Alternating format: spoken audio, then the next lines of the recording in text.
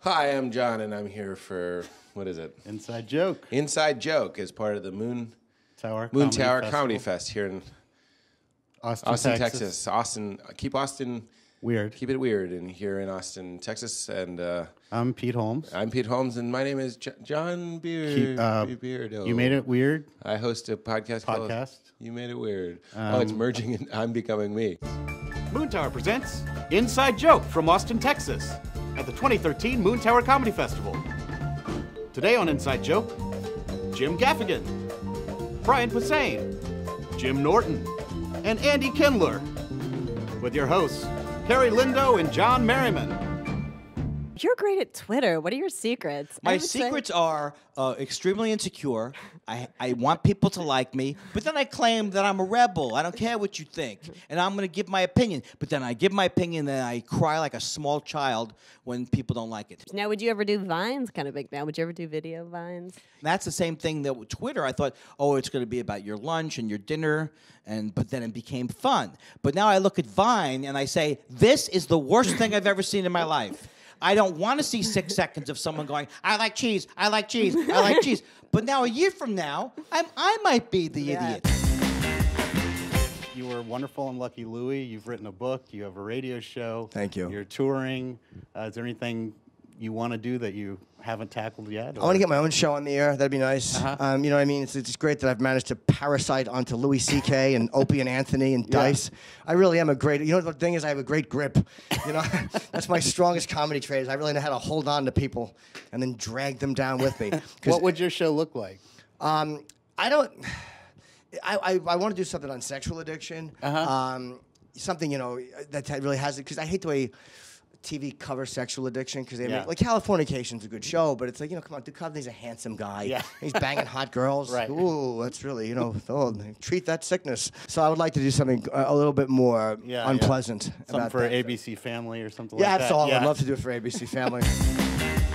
You're no stranger to Austin, because you shot one of your specials here at this very theater, the Paramount. I stood in this room awkwardly getting makeup on my shiny head. Is my head shiny? My head's always a little shiny, and you know what that means? That means I'm smart. But my head's always a little shiny, and yeah, I did my special here. And do you get to choose where your special is, or? Yeah. Nice. Yeah. You chose here. Yes. Well, Austin is, you know, there's a couple cities in the United States that are performer destinations where performers like it. I mean, you get off a plane at the airport in Austin, people are playing music in the airport. That doesn't happen in LaGuardia, you know.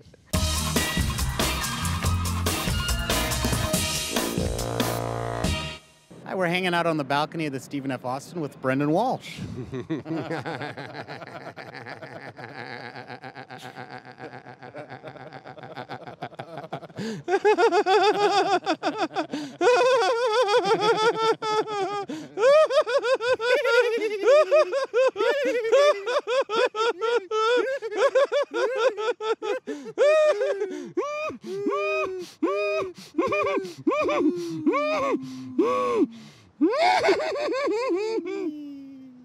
Well, thanks so much for coming on, man. I really appreciate it. Thanks for having me.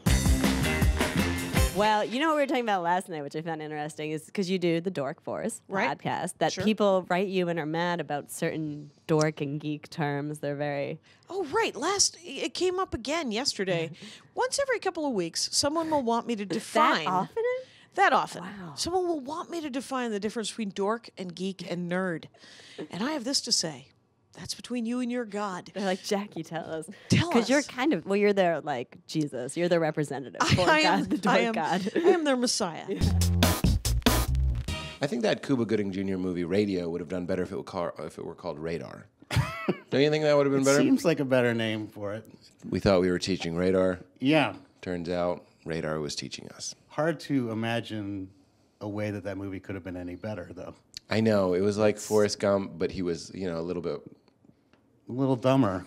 I was going to say further to the left, but yeah. Dumber.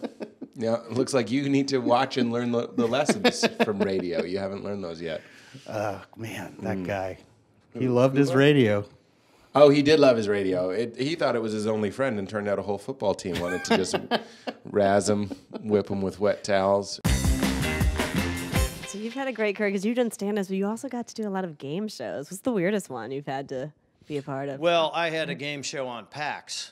Remember PAX? PAX is gone now. The guy who started PAX said that God told him to start a network. But he didn't obviously he didn't give him a good business plan for it because it's gone now. And I would tell people, "Oh, I have a game show on PAX," and they would say, "Oh, PAX, I don't think I get that." And I would say, "No, you get it. You just don't watch it. Nobody watches PAX."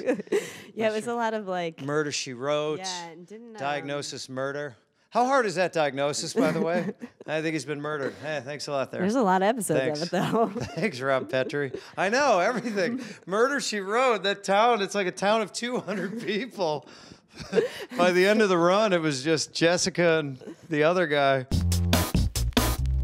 I've read that you did the Battle of the Juggalos. The Gathering of the Juggalos. A yes, battle. yes. I wish it was a battle. It was a battle. That would have been amazing.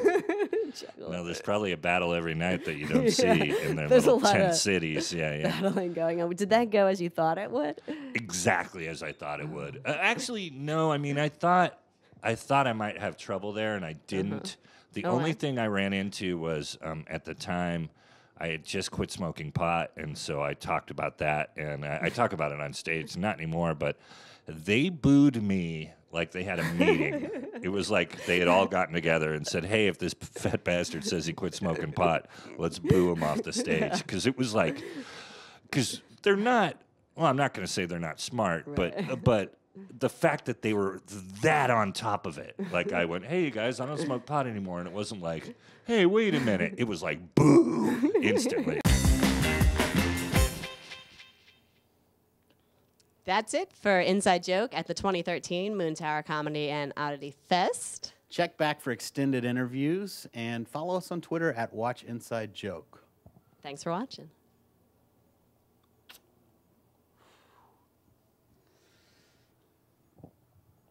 One love, y'all.